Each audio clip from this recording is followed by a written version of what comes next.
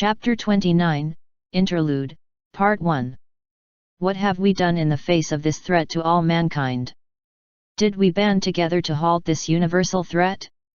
Did we put aside our differences to face this common foe? Did the leaders of humanity stand shoulder to shoulder for mutual support and in defense of their citizens? Did we, as a civilization, tell these invaders that an attack against any of us is an attack against all of us? It is with utmost condemnation that I say to you, no, we did not. We have done as we always have. We suspected our neighbors, we cast blame upon each other, and we fought amongst ourselves while these alien invaders escorted us to the hangman's noose. This cannot continue. Benjamin Franklin stated that we must all hang together or we most assuredly will hang separately. As individual nations, we are fractured and weak. As a united people we can stand against this darkness that threatens every human that will ever live. As a united people, we can stand against any threat and cast it aside. We stand at an impasse. We can choose to cling to the past and the feuds that have kept us divided and weak. Or, we can usher in a new age for humanity and the planet Earth, the advent of a united mankind. Lord Henry Renfeld, speaking before the United Nations. 2307, December 10, 2015, Situation Room, XCOM Beta Site.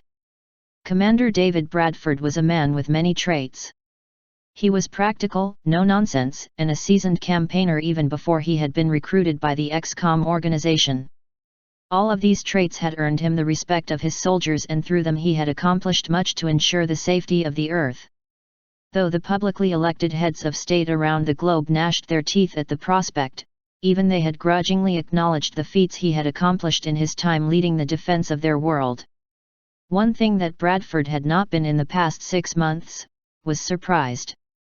His gift of foresight had allowed him to anticipate alien attacks and exalt operations, countering them almost before they were underway. Very little escaped his notice before it occurred, which some had speculated was the cause for the decreasing number of alien and collaborator attacks over the past 2 months. It was because of Bradford's growing reputation for anticipating everything that it was a complete shock when an intercepted Exalt communication had revealed the covert group's movements in Australia. The commander had been eating at the time, and he had stared in disbelief at the communications tech that had delivered the report of enemy movement. Bradford had dispatched a strike team immediately afterward. As events continued to unfold, Bradford's foresight had resumed with its usual effectiveness. Just as his gift told him, Exalt had been spotted at an abandoned farmhouse. 10 minutes before the Skyranger reached the operations area, his gift informed him that all of the alien collaborators would be found dead due to suspicious circumstances. Only one living creature would be at the scene of the battle, an equestrian by the name of Sweetie Belle. The arrival of the equestrian on Earth, not to mention the equestrian herself, was a conundrum all on its own, but the problem that continued to demand Bradford's attention was that her arrival had seemingly evaded his foresight. Every theoretical explanation that he could conceive was worse than the last. Sweetie could have been transported by a power that was capable of blocking Bradford's foresight, as Discord had when he had crashed the first official meeting with the equestrians. Exalt may have developed a method of shielding their movements until more conventional methods could be used. It could even have been something as simple as a lapse of concentration on the commander's part, or his powers might be less comprehensive than he had thought. It was maddening to consider all the potential explanations for his power failing. For the first time in over half a year, Bradford had to face the very real possibility of anything happening without the helpful warning beforehand. It was not a welcome feeling.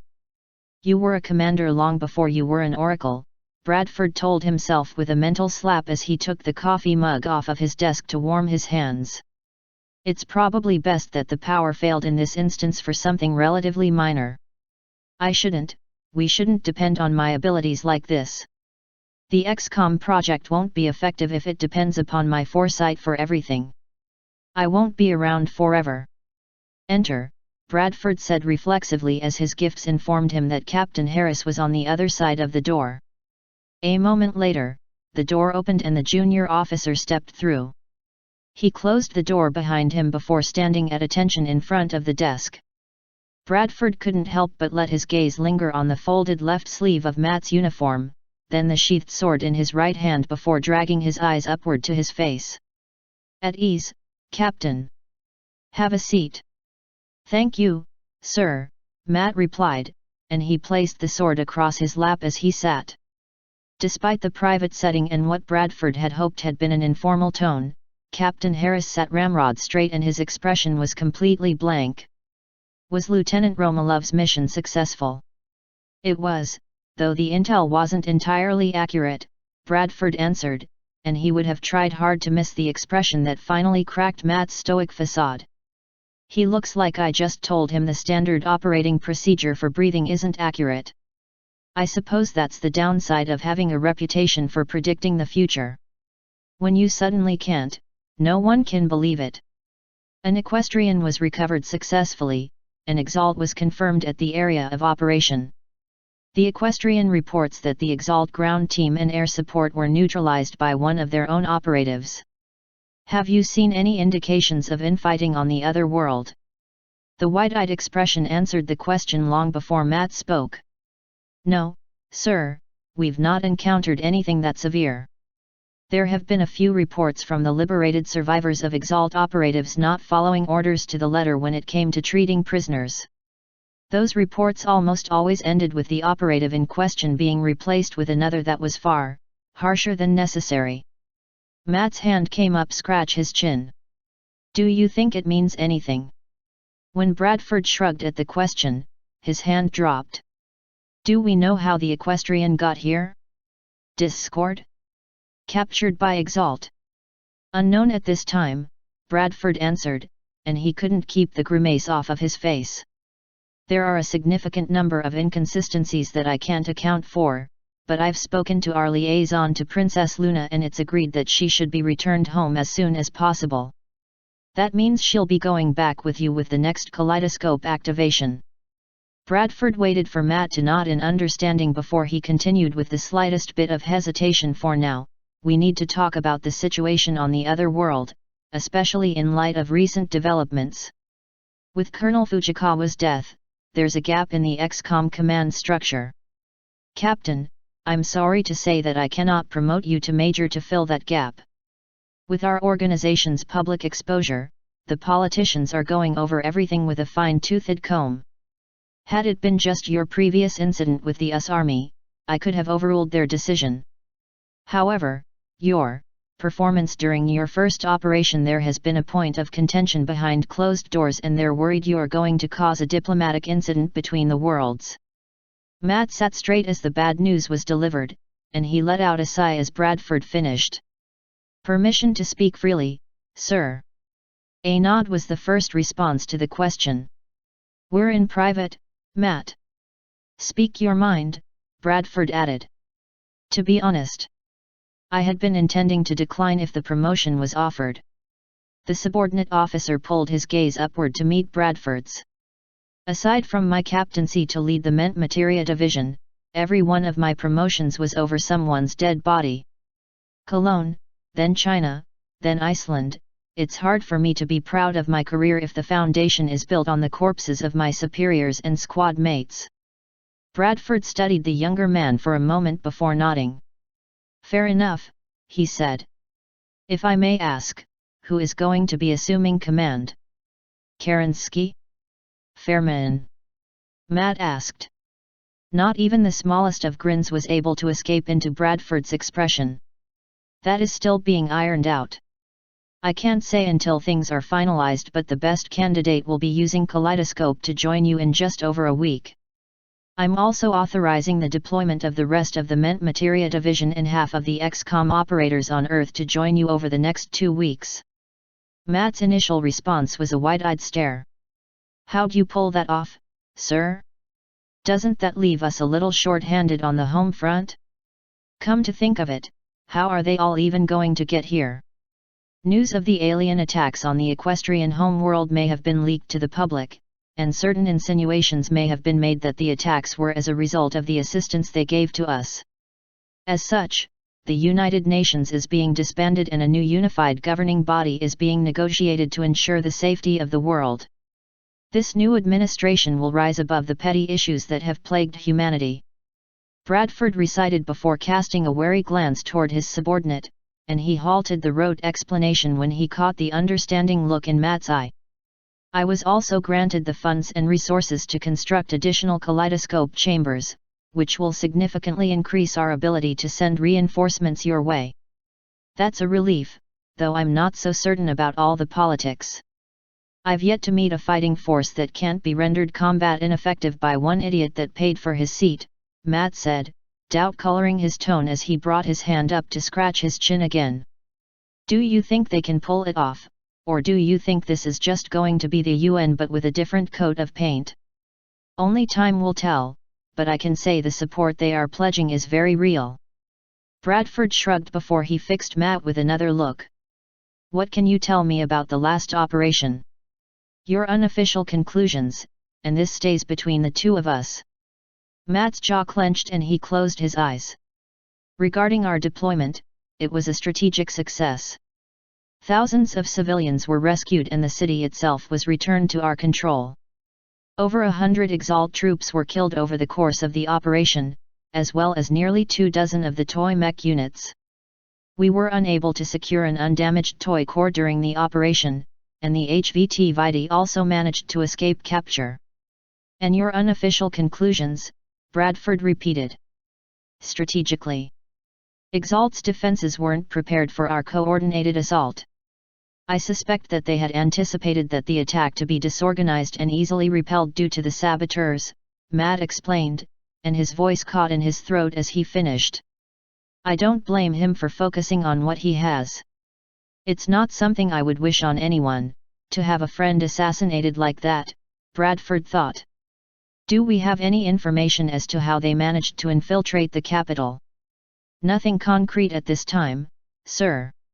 I have Zhang working on an investigation and he should have a report when I return. He clenched his jaw and took a slow breath before he continued, I understand that we're going to be under additional scrutiny, so I've also had Zhang working on collecting evidence for conviction of the assassin that Princess Twilight detained as well. It wouldn't reflect well if we had the prisoner shot without due process. Were you able to extract any intel? It's rare to capture Exalt agents alive. No, sir. Time constraints meant our options were limited. Traditional methods of interrogation were used, with no results, Matt explained as he shrugged his shoulders. Princess Luna induced unconsciousness and was able to perform an interrogation using more unconventional means. No information was available regarding Exalt's strategic goals, though they did provide some insight into Vitae. When the commander motioned for Matt to continue, he took a breath. The saboteurs' primary objectives had been to strike at the command center at the start of the next major operation to maximize confusion and casualties, but only if Lana and I were not available as targets. Apparently he had given orders to target us specifically, and before any other objectives if we were present in the capital. If they hadn't visited Lana first, they would have hit the command center just as the troops were landing. Matt's expression darkened as he took another breath to steady himself. He also went out of his way to bait me during the attack on the city. Matt and Lana were the ones who were responsible for capturing Vitae when he first made himself known. If he has a high enough rank to issue counterproductive orders to covert operatives, then he should be mature enough to separate his personal grudges from strategic objectives. Something isn't right here. Bradford thought as he nodded, though what was missing from the summary gave him pause. Weren't there 2 agents captured?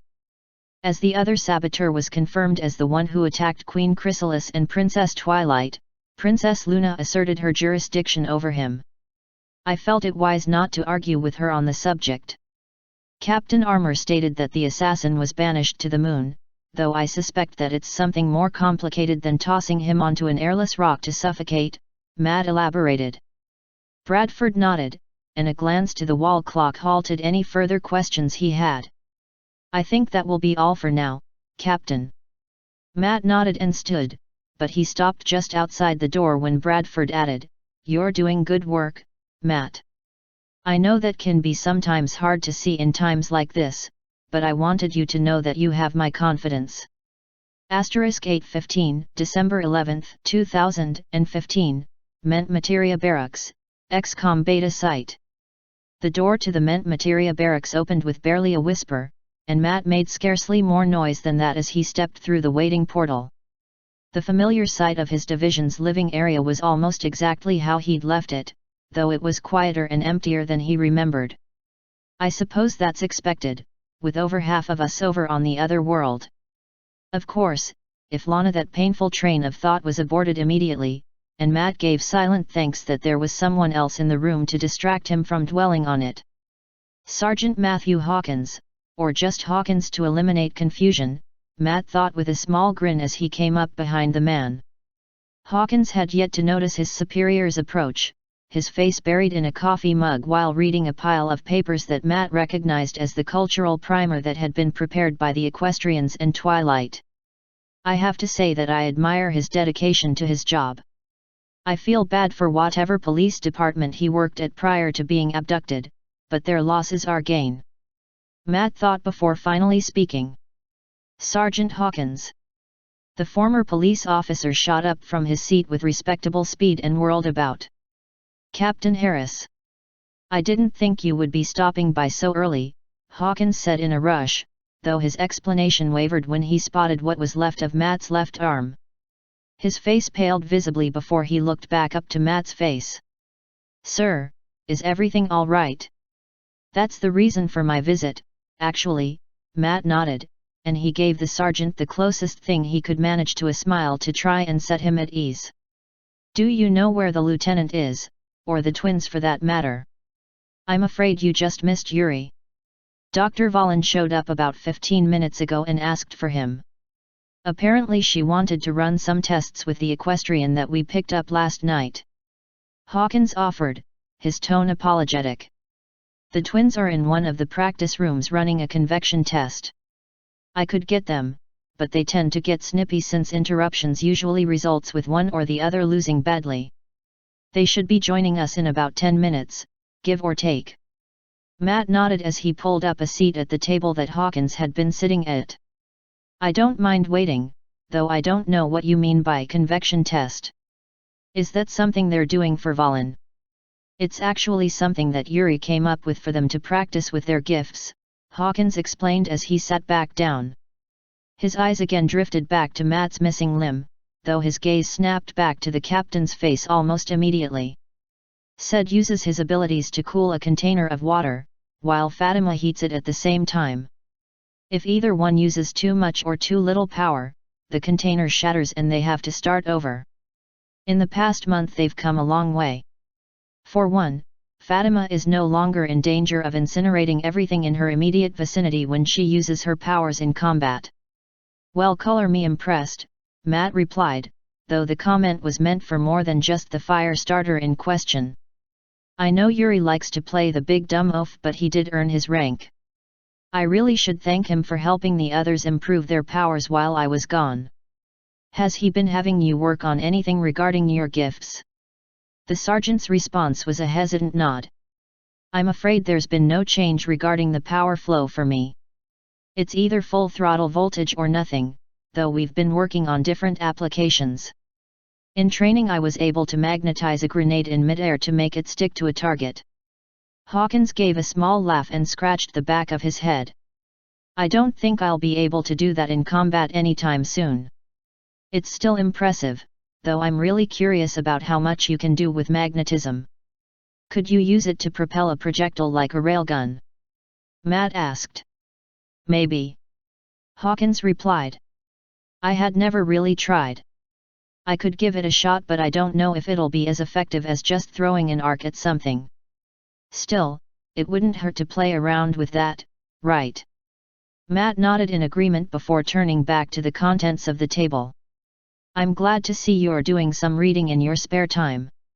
It's actually good that you're getting a head start, since your next deployment will be on the other world.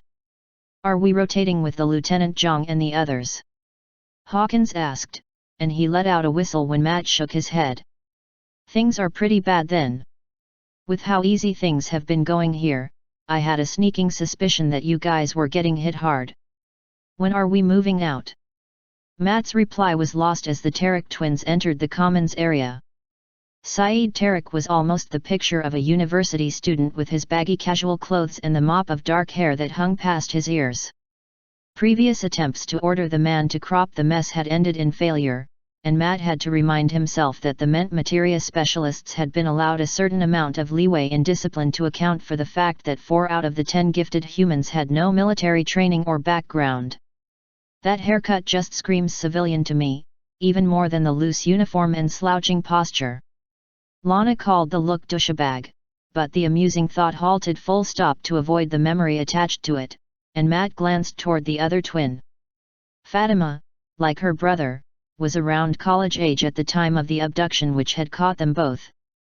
Her hair had apparently been dyed a platinum white, which was slowly fading to its more natural color. The partially dyed hair still clashed vividly with her dark skin. The only thing more shocking than that was her propensity to stare at people without making so much a sound. Fatima had done nothing to help the spooky reputation of the Mente Materia division since her arrival, though Matt couldn't exactly find fault with her behavior. Aside from Yuri, I guess that means we're all here, Matt announced to the twins as they approached, and he waited for them both to take a seat as he cleared his throat. Another moment passed as the siblings caught sight of his missing left arm before casting a sideways glance at each other. All of you will be deploying to the other world to assist in the defense of the Equestrians against the aliens in less than a week. While we're there, you'll be under some unique constraints both on and off the battlefield. Matt locked eyes with all 3 of the civilians before he continued. The first and most important factor is that we will not be using the psi modules while we're away from Earth. The modules didn't work quite right on the other world, and that was how I was injured. Judging by the expressions of the others and how their eyes drifted to what remained of his left arm, the gravity of the explanation wasn't lost on them. The members of Mente Materia have standing orders to wear personal rule breakers to reduce the chances of wild magic in the new environment. Also, if you feel anything out of the ordinary while using your powers like a voice ordering you to kill them all, I want you to notify Lieutenant Romalov or me immediately. Understood, sir, Hawkins said, and the Tarek twins nodded without saying a word.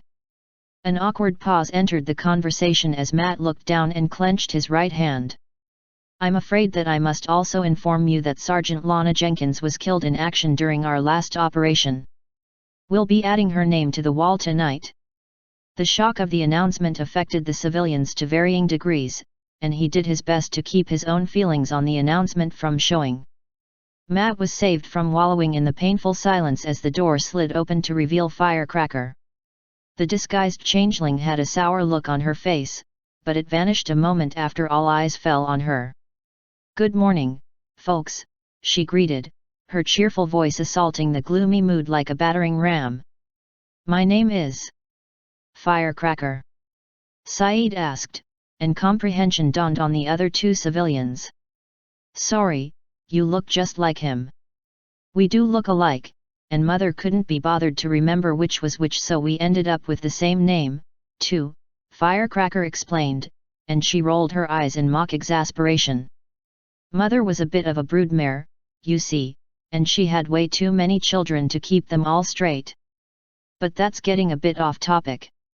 I'll be your cultural liaison with Equestria, and I'll be giving you a brief rundown of what to expect once you're over there. Wouldn't do for anyone to be accidentally offended by an innocent mistake, right? The 3 civilians exchanged glances before Hawkins cleared his throat. I'm sure I speak for the others when I express my gratitude for your help, ma'am. I would also share my relief. Your brother is very friendly, but he tended to toe the line with what might be considered socially acceptable. Firecracker's expression didn't so much as twitch at the comment. I'm afraid my brother likes to push on boundaries when he meets new people. But don't worry. I'm much more tactful, she explained with a grin before moving to stand beside Matt. Captain Harris, I believe Dr. Shen has something prepared for you down at the foundry. If you would like to head there sometime today, I'll go over some basics with these folks. That might be for the best, since it would give those three something else to think about rather than dwelling on what happened to Lana, Matt thought before rising to his feet before stopping to address the three civilians. I will be returning to Interlude tomorrow. If any of you need to talk before then, all you have to do is ask. He made eye contact with each of them before turning and heading out of the Materia barracks. * 12 o'clock, December 11, 2015, The Foundry, XCOM beta site. The foundry was almost empty as Matt entered the central work area. The only person that was present was an engineer that was nearly running towards the testing area at the far end of the foundry. "Excuse me, is Dr. Shen in?" he asked as the other man approached. The engineer paused for just a moment, his eyes tracing the now predictable path from Matt's face to his left arm, then finally to the sheathed sword in his right hand before speaking. "Dr. Shen and most of the staff are in the chamber for the Project Nightcrawler test. You're more than welcome to join us until it's done." Matt nodded as he followed in the wake of the engineer, his curiosity piqued. Nightcrawler? Considering their previous fixation with mythology for their project names, this one seems out of place.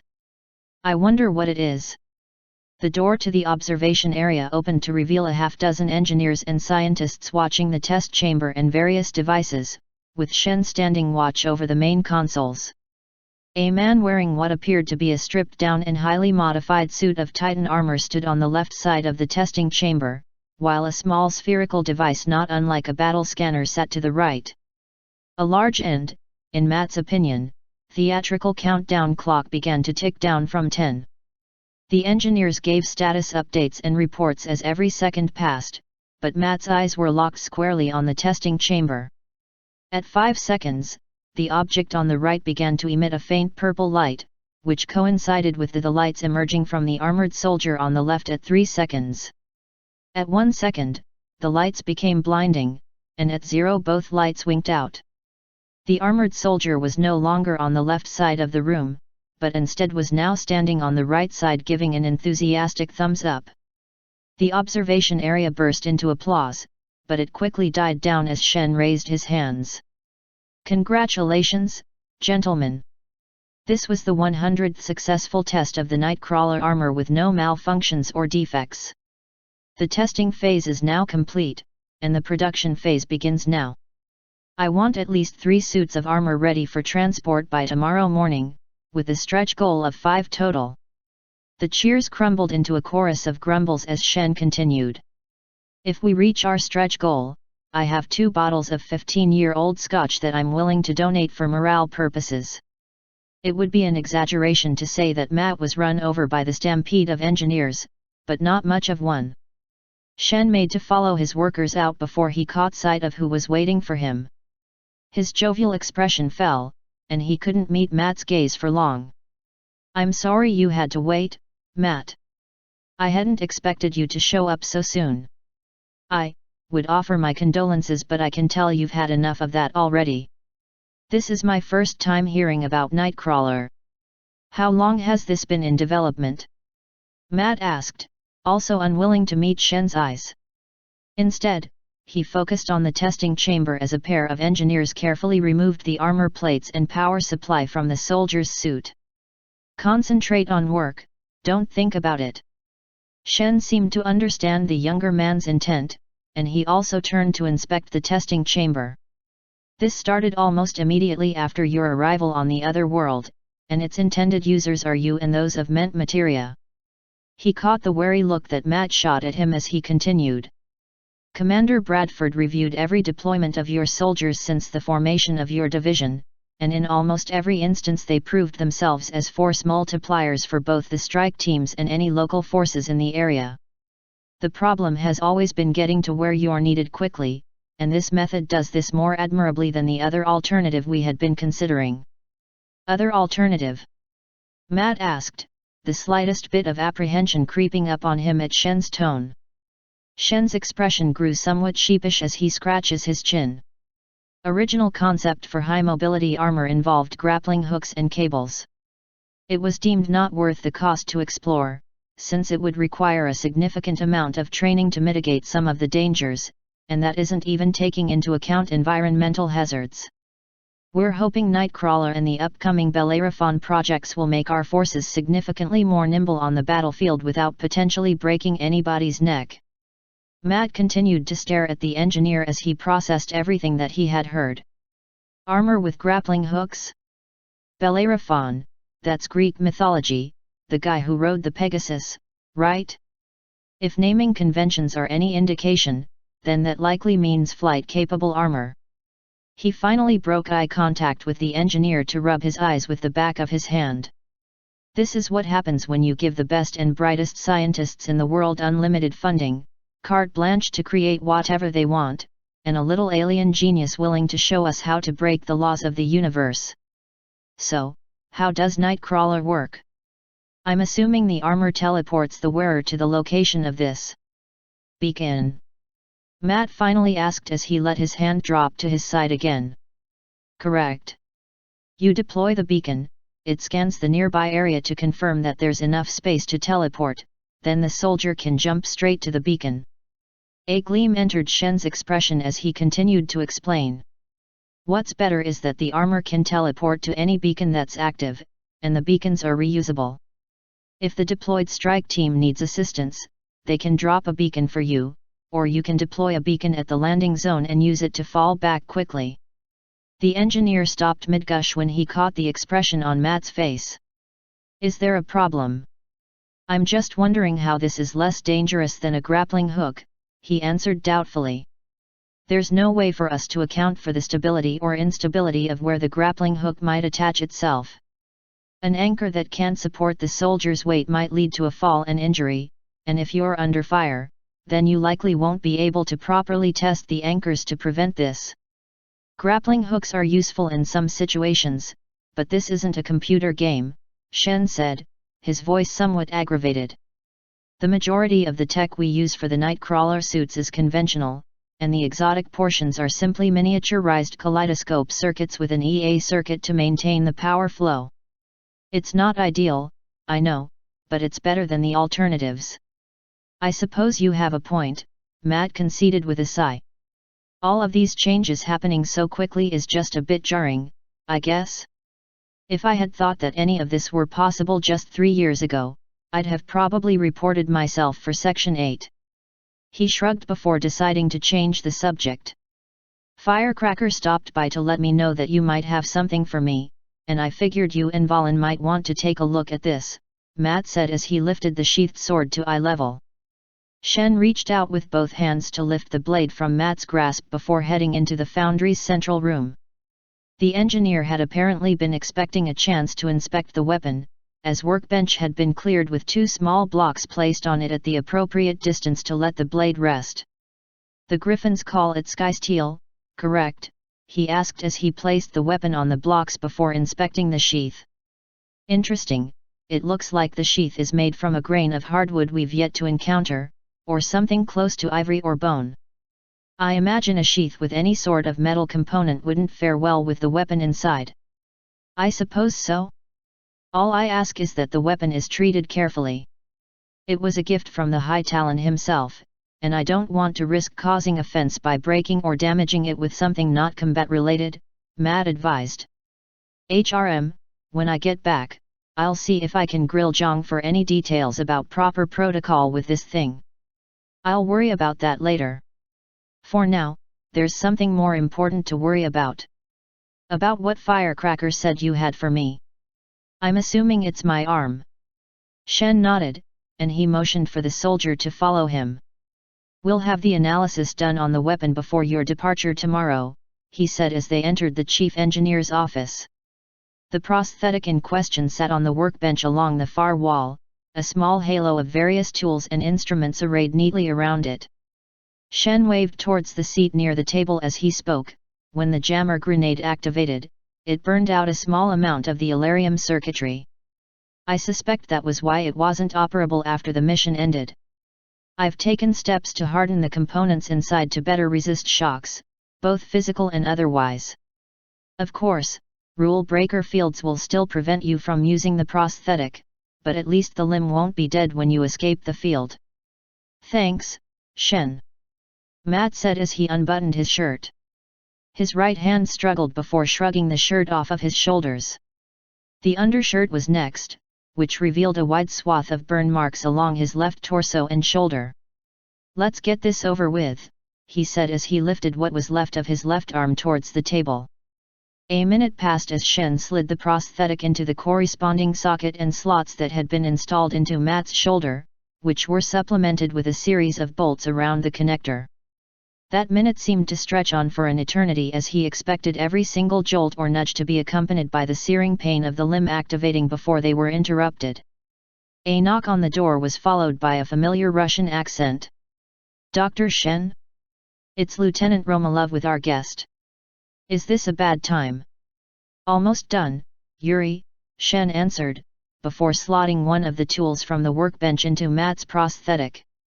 "Are you ready, son?" he asked, and when Matt nodded, he gave the tool a twist. Whatever arcane processes resided in the limb activated, and the phantom limb sensation became searing pain. "Did you go through this every time you had to get your arm checked out, Lana?" Matt couldn't help but think as the pain settled and he relaxed. "Connections look stable. Run through basic motor functions and let me know if there's any problems, okay?" Shen reported quietly before giving the younger man a gentle pat on the shoulder. The engineer's voice became indistinct as he stepped out of the office and pulled the door partially shut behind him. "I know Shen's trying to be thoughtful by giving me some privacy," Matt thought as he rotated the prosthetic through his normal range of motion before flexing each finger on his left hand. "I would just as much rather get this all done as quickly as I can to get back to work." Though, when Yuri said he had a guest, he might have meant the equestrian that was rescued. Perhaps it's best if she isn't exposed to someone missing an arm. The burns aren't appealing to look at, either. Seemingly summoned by Matt's thoughts, a female voice could be heard from the doorway. "How do you feel through that at all? Like a regular limb?" The question was colored with obvious curiosity, and lacked any of the hesitation that even the other soldiers showed when they asked the same questions. The door clicked closed before he could even consider an answer, and Matt again gave silent thanks to Shen as he pulled the undershirt back on and slipped his dress shirt back on. The buttons were far easier to manage with two hands, and the final touch to his uniform was the black glove that hid the bare metal in his left hand. With his appearance once again acceptable, Matt turned and exited Shen's office. "Everything is 100%. Thanks, Shen," he reported before turning to nod to Yuri, and he got his first good look at the equestrian that had been rescued. She was a unicorn of approximately Twilight's size, though her body type was a bit leaner around the barrel. Her coat was an off-white color, and her curly mane was a two-tone pink and purple. Green eyes looked up at him with an expression that was a bit too guarded to be considered curiosity, but was neither suspicious or fearful. He tried to think of something to say, either a greeting, or a joke, or something comforting to the mare, but came up short. All he could manage was a nod to her as well before turning to leave the foundry. Self-recriminations chased him out into the corridor, but was interrupted by the appearance of Firecracker. "Ah, there you are, Captain," she said, either not noticing Matt's mood or purposefully ignoring it. "I'm looking for our equestrian guest, but Yuri's been dragging her everywhere. Do you know where she is?" "In engineering, with Shen a few minutes ago." "She should still be there if you hurry," Matt answered as he continued down the hall, and he didn't catch the reply as he continued down the hall, desperately searching for something to keep his mind occupied. * 1730, December 11, 2015, Mess Hall, XCOM Beta Site. To Firecracker's ears, the mess hall was just as noisy as it had always been. Loud bursts of laughter occasionally cut through the din of conversation that filled the large room. An occasional shout could also be heard, either from the kitchens or from the various people in attendance to eat. Aside from the fact that the room was populated with humans instead of equestrians, Firecracker would be hard-pressed to find much difference from this mess hall with the guard barracks back in Interlude. Her less conventional senses painted a different picture. Relief overflowed from the strike teams just coming off of rotation, but was overpowered by the anxiety emanating from everyone else in the room. Small pockets of fear and anger stood out like torches in a moonless night. The faintest undercurrent of excitement could also be felt, as the news of their upcoming deployment had been made earlier in the day. The mix of clashing emotions was almost enough to make Firecracker queasy, but she shook her head and reinforced her willpower. "I'm not leaving until Commander Bradford shows up. I owe that much to Lana." In the months prior to XCOM's relocation, the soldiers that had fallen in combat were memorialized on a small board nestled in the far corner of the rec room, or so Firecracker had been told. Names, pictures, and mementos of the fallen were left behind in what quickly became something of a shrine to the lost. The new base, combined with the evolving nature of the XCOM project, had necessitated a change of how the casualties were remembered. The din of noise in the mess hall died almost immediately as Commander Bradford entered from the barracks with a small cloth-wrapped package held in one hand. The soldiers stood at attention as he passed, and the only sounds that could be heard were his boots as he marched to the far side of the room and to his final destination. The corridor just outside of the mess hall was the longest-running single section in the base, and the wall was slowly being consumed with small black plates with only a few humble words engraved in them. Bradford slowly unwrapped the package in his hand to reveal nearly 20 plates, and he placed each in its respective place. When the last of the plates was secured to the wall, the commander folded the cloth wrap carefully before stepping back and marching out of sight. The moment of silence lasted a minute longer before the assembled soldiers and base personnel finally sat and resumed their meals. No one noticed Firecracker as she slipped from the table bench and made her way towards the corridor. Hundreds, possibly over 1,000 of the tiny plates covered the wall, but it wasn't a challenge to find the one she was looking for. Elaine Jenkins, December 8, 2015. Applewood. How can a person's life and death be condensed down into so small a statement? Firecracker thought, and the smallest bits of anger entered her thoughts. That anger began to build alongside darker emotions, and it took a moment for the changeling to realize that they weren't entirely originating from her. Matt stood beside Firecracker, his own emotions apparently camouflaged by the general depression emanating from the mess hall. An undercurrent of frustration and hate was quickly becoming apparent from the human, and Firecracker found it very easy to sympathize with that feeling. Neither said anything for several moments as they continued to stare at the wall and the names listed there. Then, without so much as a glance or a word, Matt turned and walked away. Firecracker shook her head as she tried to clear the bitter aftertaste of guilt and anger from her mind before she also turned away from the wall. Neither emotion would help the changeling with what she had to do next. Shortly after she and Matt had returned from their visit to Lana's family, Firecracker had spoken with the human doctor called Frank regarding the rescued pony, or at least she had tried to. The large man had stuck to his professional ethics with an admirable amount of dedication, and the only tidbit he had been willing to share was that he did not believe that Sweetie Belle was a threat to herself or others at the current moment. The changeling hadn't called the doctor on what he was hiding, instead electing to simply introduce herself and form her own opinions on the mare. Once she built a rapport, she could pry loose any details of how she ended up on Earth. That had been the plan, anyway. Shen's voice carried out into the foundry's central work area, and Firecracker had to take the long way around to avoid the frantic work of the humans there. The bustle reminded the changeling of the organized chaos of the hives, though the humans lacked the mindless loyalty to their ruler as their motivation. Concepts, unlike emotions, were hard for Firecracker to discern, especially from an alien species like humans. Only a pair of phrases was all she could decipher as the motivation for the frantic behavior: single malt and blend. That mystery would have to wait as Firecracker tapped her hoof against the doorframe to Shen's office. The door was open as she rounded the corner, and she recognized Shen and Yuri immediately. The equestrian, however, seemed just a little bit off, but that could be explained by all of the stress of the past 2 days. So that's the mysterious Sweetie Belle, then. If the reports from Frank and Valen are accurate, she's a long way from home, or at least that's what she believes, Firecracker thought, though she kept her suspicion in check long enough to offer an affable greeting.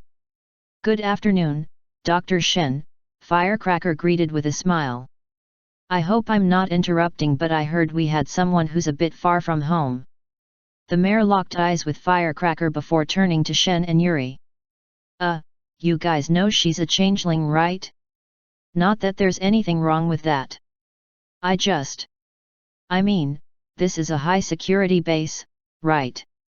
Firecracker froze the moment that she heard the declaration of her species, and it took a monumental force of will not to resort to the hard-coded responses her race resorted to when publicly outed. Her eyes narrowed as she inspected the equestrian with a more suspicious glare. Well, I must admit that's a surprise. Unless you're casting a detection spell on everyone you meet, I can't come up with a plausible explanation as to how you guessed that, she stated, and she struggled to keep her voice level despite her every changeling instinct telling her to flee or silence the mayor. Only one person has ever guessed what I really am, so I suppose the question now is, what are you? Firecracker winced as she pointedly forced herself not to relive the entire disaster that had followed that conversation. The last person who outed me for what I was Lana. Lingering thoughts of the late woman, combined with more recent events, nearly caused the mayor to miss a step. Now that I think about it, when I had that chat with her a while ago and I said she was a changeling, she reacted almost like I did. I don't know if Lana was as startled as I was, but I think she was less than a hoof away from violence. What could make a human react like that? Firecracker forced herself to stop worrying over a puzzle that she would never solve and instead switched to the more pressing matter at hand. Yuri and Dr. Valen were both more than willing to share what they had learned from Sweetie, though I think I'll see Yuri if I have any more questions, she thought, and she suppressed a shiver as she recalled her conversation with the lead scientist. The last time I had so much anticipation focused on me was when I stumbled too close to a leopard spider ambush in the Badlands the first time I left the hive. She barely gave me a glance the last time I was here. I wonder what changed?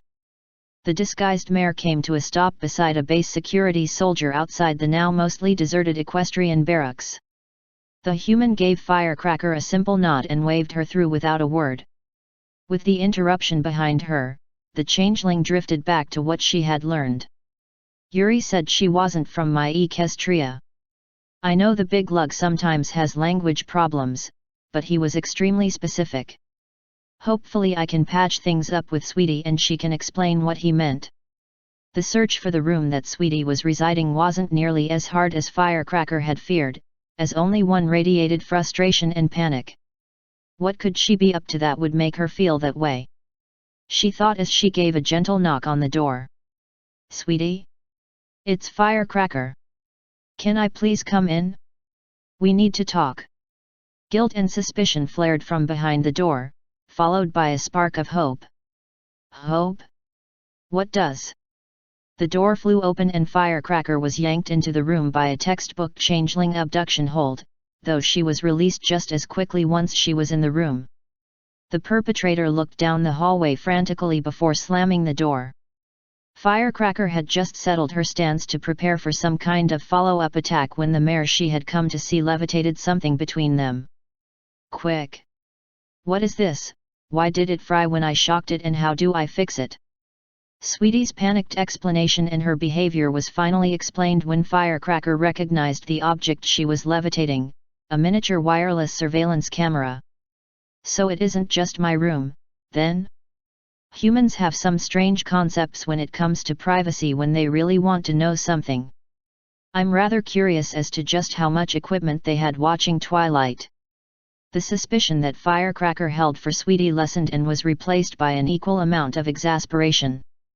I suppose this is preferable to what the aliens do. I'd rather deal with all of the ingenious little listening devices the humans can come up with rather than being cut open for answers.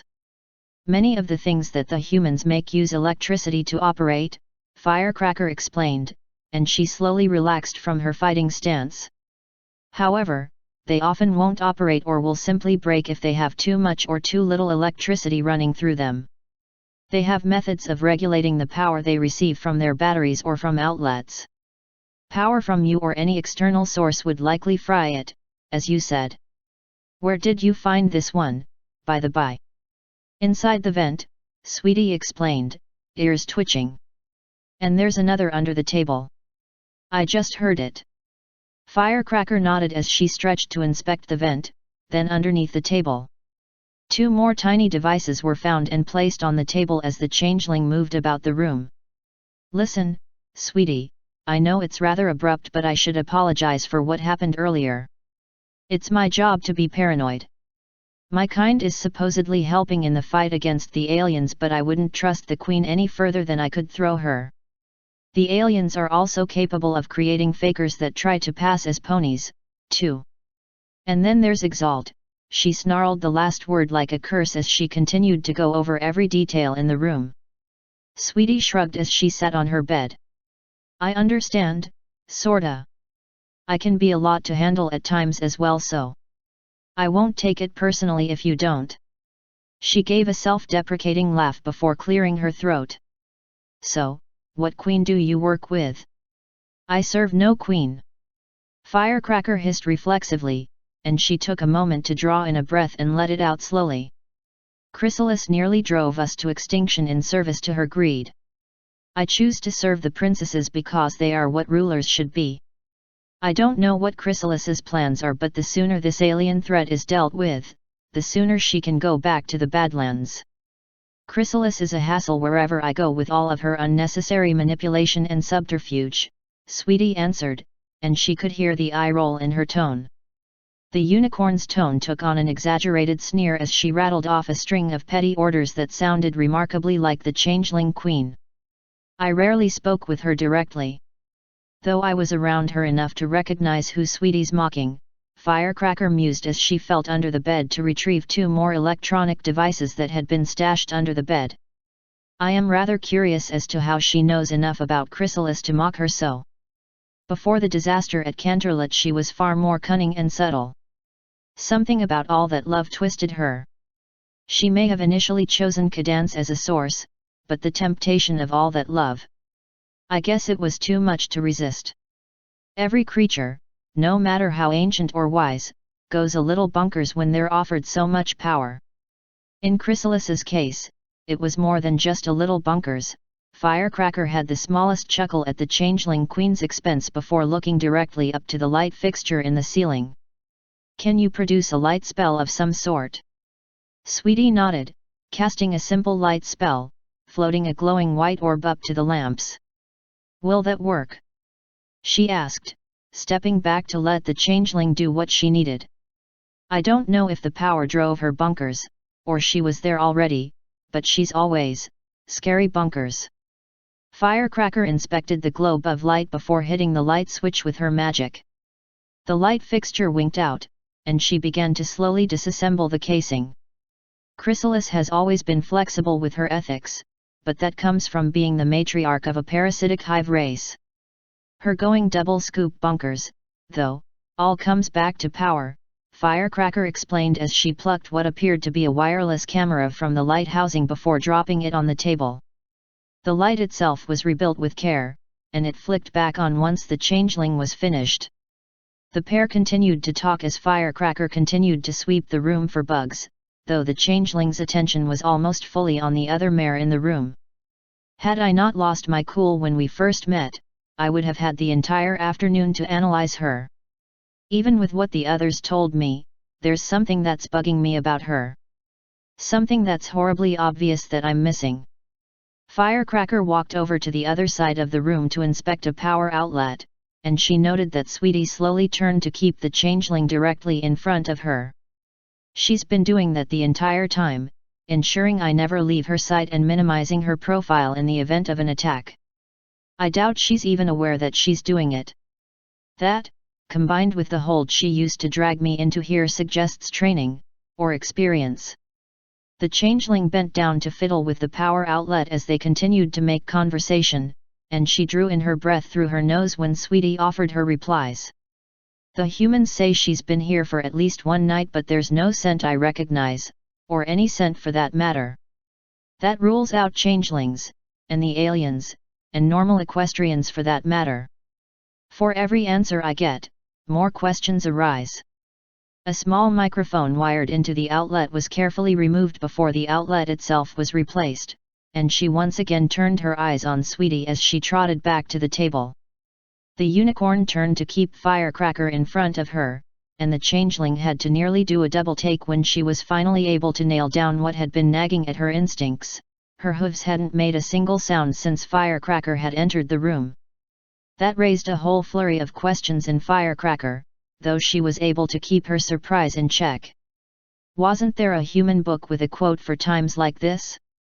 When you have eliminated the impossible, whatever remains, however improbable, must be the truth. Perhaps I shouldn't have doubted Yuri's explanation. So, I guess it's true then, Firecracker declared, putting an end to the small talk that they had been sharing. I thought it was a little outlandish that you weren't from my Equestria, but there's too many inconsistencies for it not to be true. I'm an expert on the behaviors of just about every race back home, and I see things in you that I have never seen before. Ah, yet. Hee hee. Sweetie chuckled weakly, and the flash of anxiety was more of a confirmation than the mare's words. You haven't told Valen, right? I heard that it would be bad for her health to have that bit of info. She then tilted her head. And what do you mean by inconsistencies? Like what? Her curiosity took a different turn when Firecracker deposited the last of the surveillance equipment on the table. And what are those things?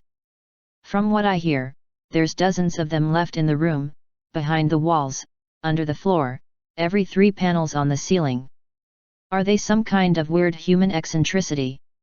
I haven't shared anything specifically with the good doctor, but we may be past the point where that's our concern, judging by the amount of devices I was able to uncover combined with the numbers that are left. According to Sweetie, Valen or one of her scientists probably have a video recording of this conversation from 5 different angles. Of course, I don't want to be the one to tell her that. Firecracker thought, and she elected to answer Sweetie's other questions rather than her last. The unicorn nodded and made a few comments of her own, but her expression gradually fell. Anticipation and dread emanated from her as she finally said, "Tell me something though, ever since I arrived here everyone keeps hinting at something having happened to Twilight recently, and Captain Harris seems to have gone through the same thing. Just, what is happening in Equestria?" The smile on Firecracker's face fell as she explained what had happened in the last operation, from Exalt capturing Applewood all the way up to Twilight detaining the 2 assassins. Her voice was an even monotone as she spoke. It was the only way she could keep any emotion from breaking through. The emotions that Firecracker expected from Sweetie, horror and sadness, never appeared. A strong current of sympathy and concern was easily apparent, as was anger. That must have hit Twilight pretty hard. Sweetie said, her expression mirroring the emotions that Firecracker could detect. If your Equestria is anything like mine, I don't think Annaponi was ready for this kind of war. She looked at the changeling. How is she taking it? From what I heard she had to deal with something similar while here. Is she, well, not okay but, not too bad. She's coping as best she can, Firecracker answered, and what she didn't say spoke volumes. I see, Sweetie sighed. Twilight has always been a very important part of my life. She's my best friend in one universe, and my teacher in just about any other. I hope we can talk, but I guess that won't happen until we make it to Equestria. Hey! She tapped the bed with her hoof, lost in her thoughts. Do you think I'll be able to see her? I can check when we get there, but it will really depend on her condition when we get there, Firecracker said as she swept up the little devices on the table with her magic. The kaleidoscope should be charged by tomorrow morning, and then we'll be in Equestria. Was there anything else? Yes, actually. You still haven't answered my question, Sweetie said, looking up at Firecracker, then to the table with all of the devices that had been retrieved over the course of the conversation. What are those devices you found? Drat! I had hoped to leave before having to try and explain this particular human behavior. Firecracker thought as she gave Sweetie a sheepish smile. Well, you know how Dr. Valen is a scientist, yes? One of the many ways a scientist gains information is through observation, and many scientists feel that if the observed is aware of the observer, the results would invariably be skewed. She trailed off as she gave Sweetie a meaningful look. Sweetie blinked, then blinked again. Panic and outrage erupted from the mare. Wait! She's spying on me? Is that even legal? Firecracker offered a placating smile as the mare looked frantically about the room. I suppose this is my revenge for trying to spy on me in my room, Dr. Valen, she thought as she backed out through the door and into the corridor. She didn't get more than a half-dozen steps before all of the lights in the corridor flared brightly before burning out.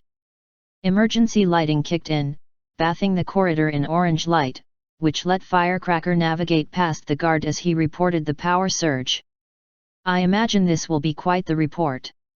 I wonder if Captain Armor will believe it, the changeling thought. Her hooves carried her to her bunk on autopilot, her mind already concentrating on just how she would explain this particular traveler from distant lands.